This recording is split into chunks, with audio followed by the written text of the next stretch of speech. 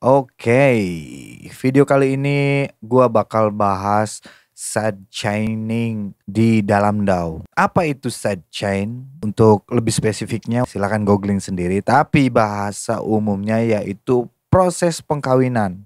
Di sini proses perkawinannya nggak perlu KUA ya. Jadi pengkawinannya itu biasanya proses sidechaining ini dilakukan di kick dan bass. Nah, bagaimana caranya untuk sidechaining musik metal rock atau modern metal ya? Di sini gue udah punya sampel. Proses yang gue lakuin di sini menggunakan plugin FabFilter ya, FabFilter Pro MB. Nah, di sini ada drum track, ada gitar track dan bass track ya. Jadi sidechaining ini gue lakuin di bass dan gitar terhadap drum ya.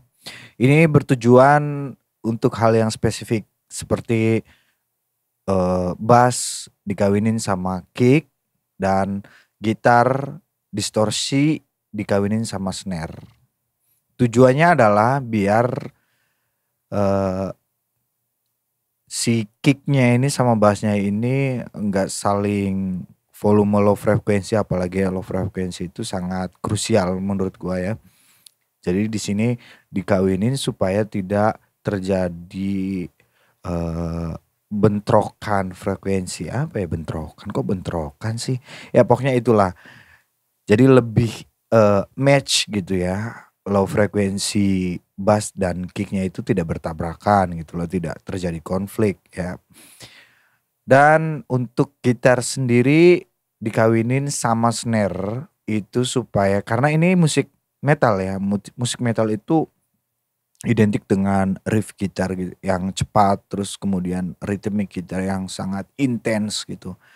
Jadi biar overall mixnya itu snare tetap stand out alias tetap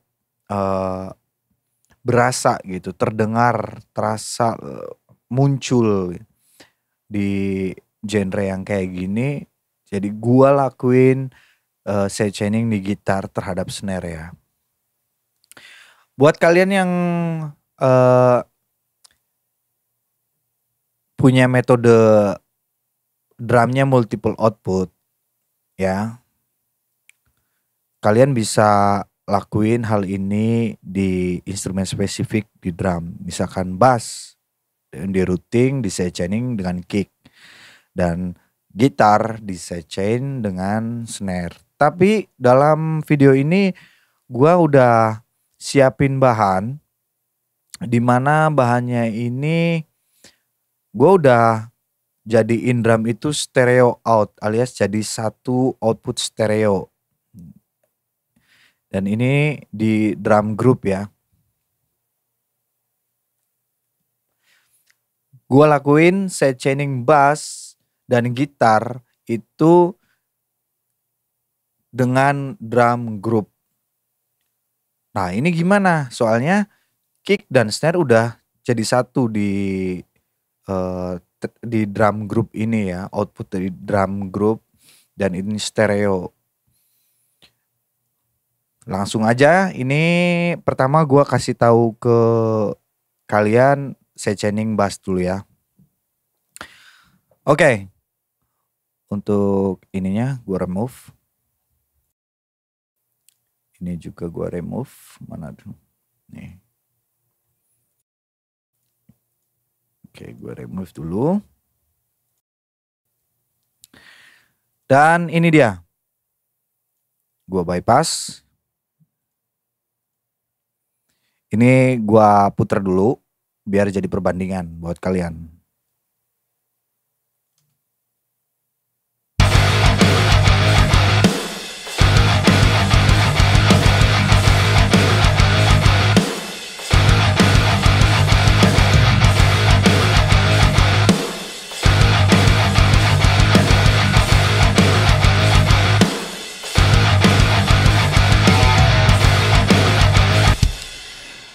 Nah, seperti yang sudah didengar tadi, stand-nya itu tenggelam oleh riff gitar dan kicknya itu tenggelam oleh bass ya. Nah, untuk itu gua sidechain bassnya ini. Gue buka file filter Pro MB. Nah,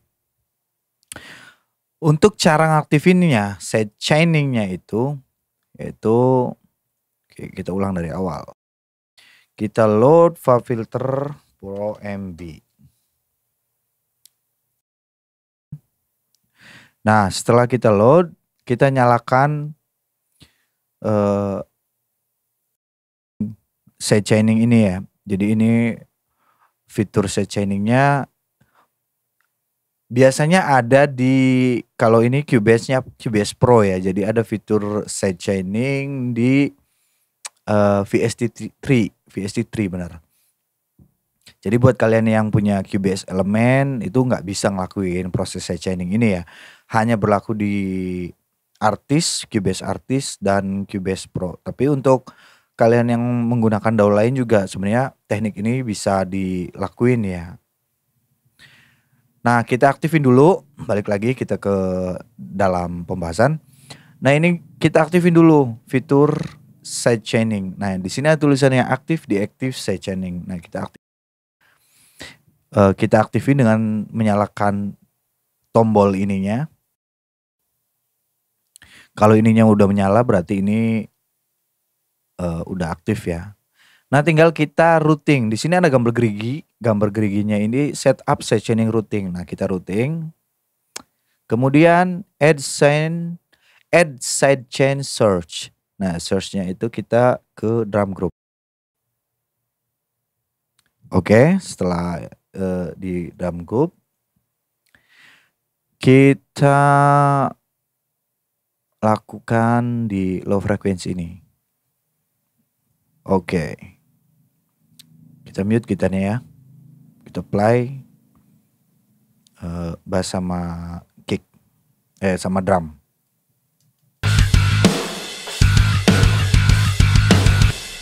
Sepertinya ini kekencengan. Kita turunin dulu. Min 6.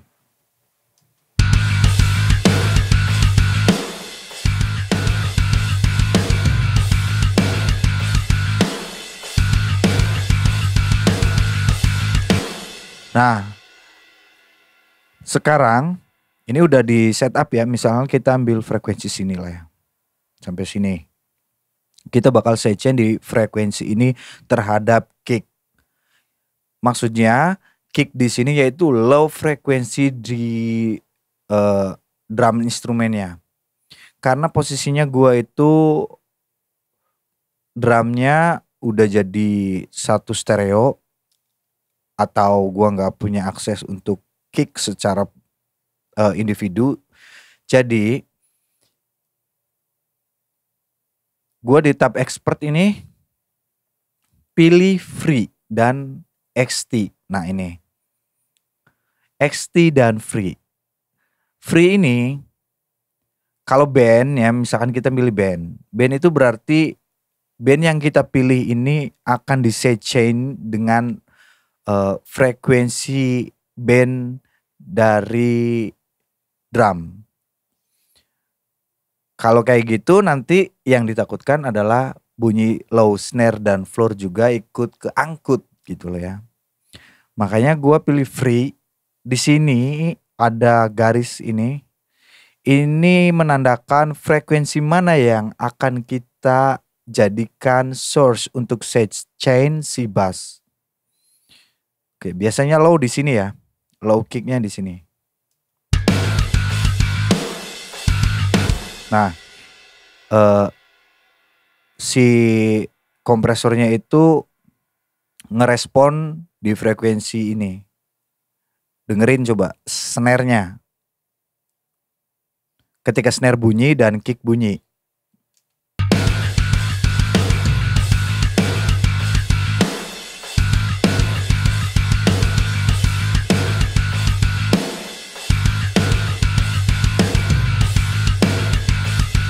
Nah, sepertinya di frekuensi ini bunyi snare-nya tidak terbawa ya. Frekuensi low dari snare-nya nggak ke bawah dan hanya memuat informasi low dari kick. Gue bilang di sini udah ideal ya untuk dilakukan sidechaining di frekuensi ini dari drumnya. Ini merupakan source sidechain alias drumnya tadi, sound drum, frekuensi yang dipilih. Kemudian ini adalah frekuensi bass yang dipilih yang akan dilakukan proses sidechain ya. Oke, tinggal kita setup.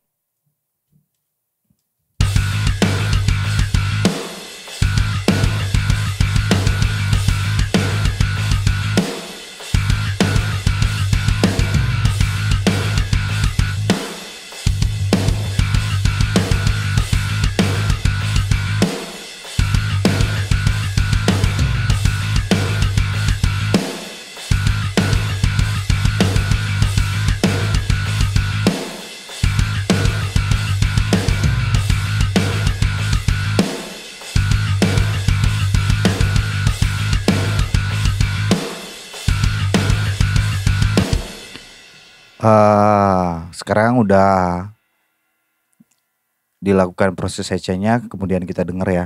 Saat di bypass dan dinyalakan proses sidechain ini ya.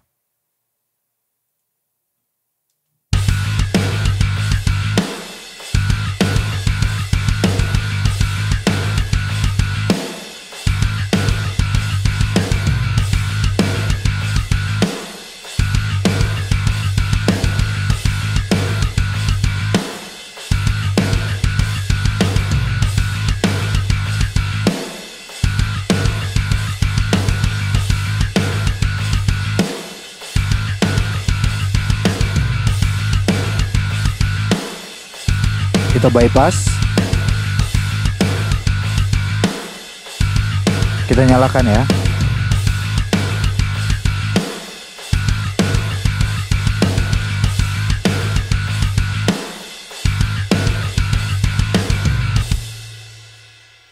Nah, jadi setelah kita sidechain, low dari kicknya itu akan ngefeed si bass dan akan mengkompres di frekuensi yang sudah kita atur di sini. Frekuensi ini merupakan frekuensi kick dan nanti akan ngefeed si frekuensi band yang dipilih di bassnya ini dan kita melakukan kompresi di sini. Nah, untuk kompresinya karena ini kicknya lumayan intens ya. Jadi fast attack dan rilisnya tinggal kita atur aja untuk rasionya diatur juga. Jangan sampai pas di sidechain malah ngepumpingnya terlalu gitu. Jadi kita nggak dapet akhirnya kehilangan low frekuensi dari bassnya gitu loh. Malah kick semua yang nongol. Jadi kita atur-atur aja supaya tidak terlalu pumpingnya nggak terlalu agresif gitu loh ya. Akhirnya menimbulkan dinamika si bassnya malah tenggelam dan kalah sama low frekuensi dari kick ya. Seperti itu. Oke, ini kita sidechain di bass dan usahakan sidechainnya itu di pre ya. Di post maksudnya, bukan di pre, di post. Karena kalau kita lakukan di post, apalagi di urutan atas, terus setelah itu ada proses yang lain, ini proses sidechainingnya tidak efektif akhirnya. Karena akan kalau kita proses setelah itu kemudian kita mainin volume juga ini akan mempengaruhi dari proses sidechainnya ya. Nah, makanya kita taruh untuk proses sidechain itu di pre ya, di pre karena biar kita proses di sini, kemudian kita pre-kan dan akhirnya proses sidechaining ini sudah melalui proses bass di pre plugin pre ini dan tidak akan merubah suara atau sound yang sudah kita buat untuk bass kita gitu loh. Setelah itu sekarang kita pindah ke gitar. Nah, untuk gitar di sini Gua udah bikin routingnya di grup ya. Ini di grup. Kenapa gua bikin grup? Karena ini gua send juga buat gitar room dan gitar roomnya juga di routing ke grup gitu loh. Gitar all out. Jadi ininya bisa dibilang ini gitar ini satu apa namanya? Nih, satu output gitar room sama instrumen track gitar yang originalnya gitu loh ya. Ini. Di gitar juga gua lakuin sidechain gitar dan snare. Gitar dan snare ya. Kita denger sebelum kita sidechain.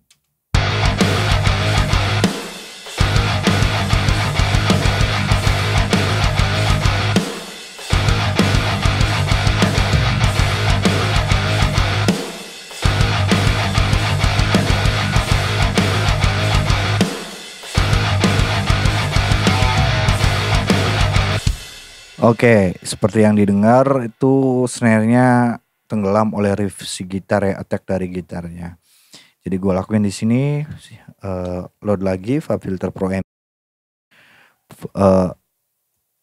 taruh di pause ya, kemudian kita aktifin proses sidechain.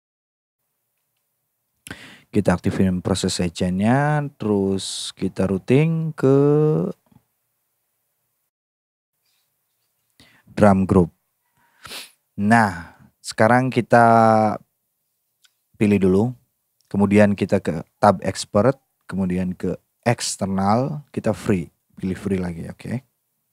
Nanti kita bakal atur frekuensi yang dominan terhadap bunyi snare-nya ya. Lalu kita sidechain kan di FabFilter ini di track gitarnya.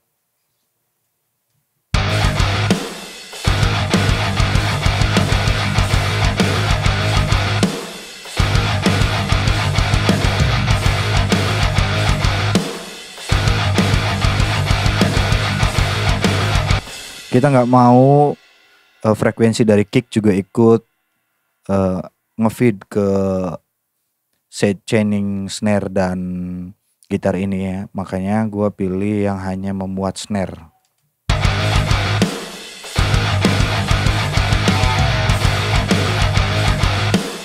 Oke, sepertinya kita sudah menemukan mana yang hanya memuat snare. Kita lakukan sidechain.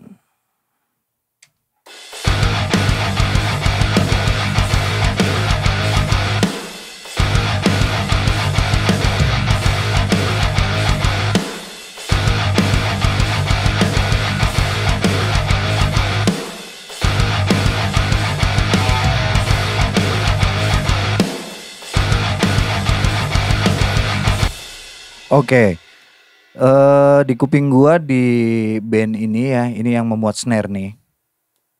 Ini yang memuat snare. Ini yang memuat snare sampai 200 lah ya.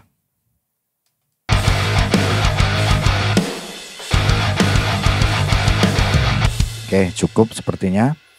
Di sini gua turunin di min 3,88 dB ya. Terus thresholdnya seperti yang sudah kita lakuin di bass tadi, kita jangan sampai overdoing, alias kita jangan terlalu ngebuat si gitarnya itu pumping dengan snare, akhirnya kita tidak mendapatkan agresivitas si track gitar tadi ya. Ini hanya karena snare itu bunyinya nggak terlalu intens banget gitu ya. Sedangkan riff gitarnya ini intens banget. Jadi untuk rasionya menurut gue di 4:1 ini udah oke. Attack-nya ya otomatis fast karena pukulan snare jelas fast gitu ya untuk rilisnya. Karena di sini gue nggak aktifin keni. Keni itu untuk memperhalus proses sidechain ya. Itu terserah kalian juga. Kalian bisa bereksperimen sendiri. Tapi gue ini mengandalkan rilisnya gue agak renggangin ya. Lock ahead tidak perlu dinyalakan, alias kalau perlu kita matikan. Untuk look ahead-nya kita matikan gitu loh. Sekarang kita dengar ya yang belum di sidechain sama yang sudah di sidechain snare-nya ya.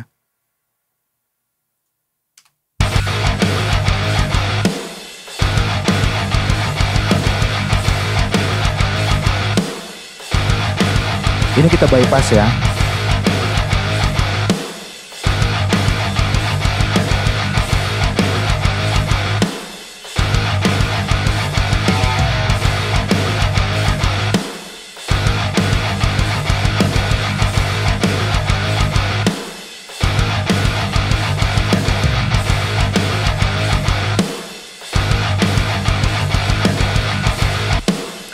Nah, yang kalian dengar itu snare-nya ya. Saat snare ngehit itu si gitar walaupun dengan intensnya ya riff-nya itu akan ngepumping gitu, akan kekompres hanya saat snare ngehit itu. Jadi sound snare-nya bisa tetap muncul walaupun posisinya ini musiknya benar-benar riff gitarnya sangat agresif dan bassnya juga agresif gitu ya. Tapi snare tetap terdengar jelas seperti itu ya. Jadi buat kalian yang kemarin nanya proses sidechaining di musik metal itu ya bisa dibilang seperti ini ya. Bass dengan drum bass atau low frekuensi dari drum track dan snare dengan gitar. Seperti itu. Oke, segini aja dari gua ya. Semoga ini bisa bermanfaat buat kalian semua, dan bila kalian suka dengan konten seperti ini dan ngerasa ini bermanfaat, jangan lupa untuk tinggalkan komentar dan subscribe channel ini dan nyalakan tanda loncengnya. Untuk kritik sarannya boleh tinggalkan komentar atau follow Instagram gue ya, linknya di deskripsi. Terima kasih, sampai jumpa.